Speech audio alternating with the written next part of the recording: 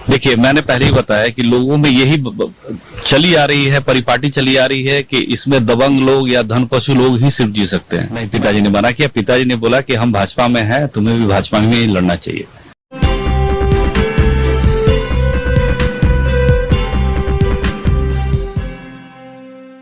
नमस्कार, आप देख रहे हैं मीडिया दर्शन और मैं हूं आपके साथ अंजलि तिवारी।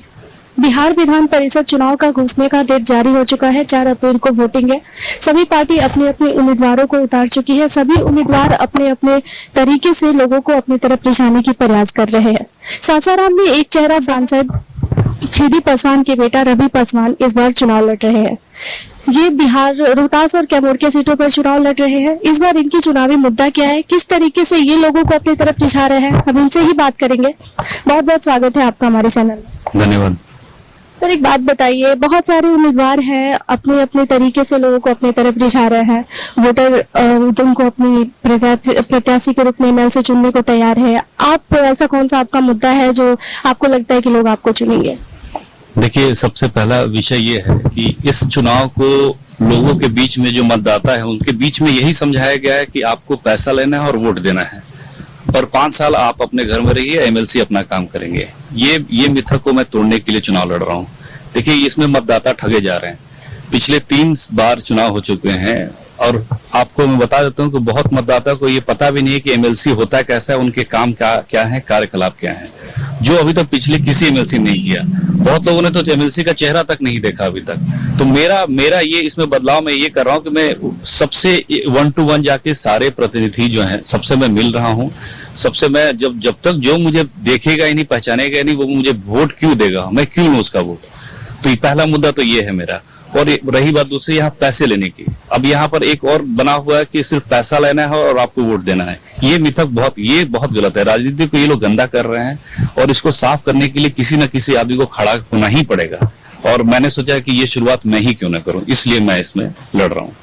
जैसा कि आपने कहा कि लोगों को सिखाया गया है कि पैसा लीजिए और एमएलसी को चुनिए, तो बहुत सारी पार्टियां ऐसी दावा कर रही है। कोई पार्टी बीजेपी है जो 5000 सीट खरीद चुकी है, 5000 वोटरों को खरीद चुकी है। कोई पार्टी है जो 4000 को खरीद चुकी है। तो आप अभी किस प्रयास में हैं? आप कितने वोटरों को खरीद चुके हैं? बिल्कुल नहीं, मैं किसी इंसान की कीमत कोई नहीं लगा सकता है। और ये जनप्रतिनिधि है। कोई 200 वोट से भी पाया है, किसी ने 5000 पाया, किसी ने 50000 पाया है। सब जनप्रतिनिधि, छोटे बड़े, सबका सम्मान होना चाहिए। आप किसी को खरीदने का ना मेरी औकात है ना किसी और की औकात है।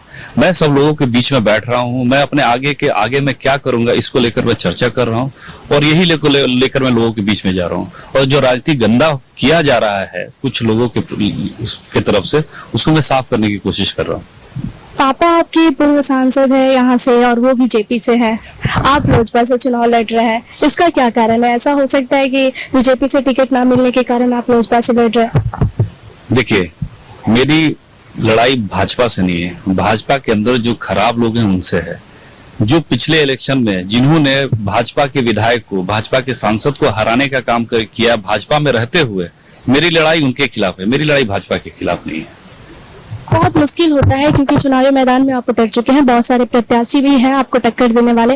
तो ऐसे मुश्किल समय में किस तरीके से लग रहा है कि आप निकल जाएंगे और कहाँ देख रहे हैं खुद को आप इस बार?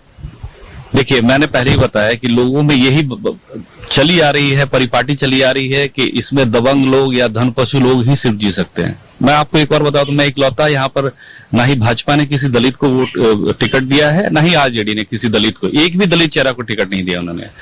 तो क्यों सिर्फ वही लोग रहेंगे, धन पशु बाहुबली ही क्यों रहेंगे? इसमें संविधान में सबको अधिकार है चुनाव लड़ने का।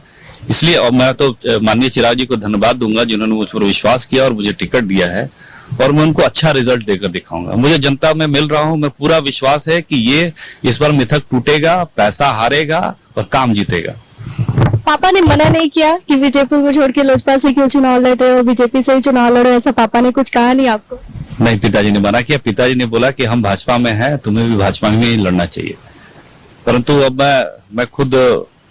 मैं ऐसा तो नहीं बोलता हूँ कि अवहेलना कर रहा हूँ, परंतु अब सबके राजनीति अभिलाषा होती है। मेरी भी अभिलाषा है कि मैं चुनाव लड़ूं और लोगों के लिए काम करूं, लोगों के बीच में रहूं। और मैं काफी वर्षों से लोगों के बीच में रह भी रहा हूं।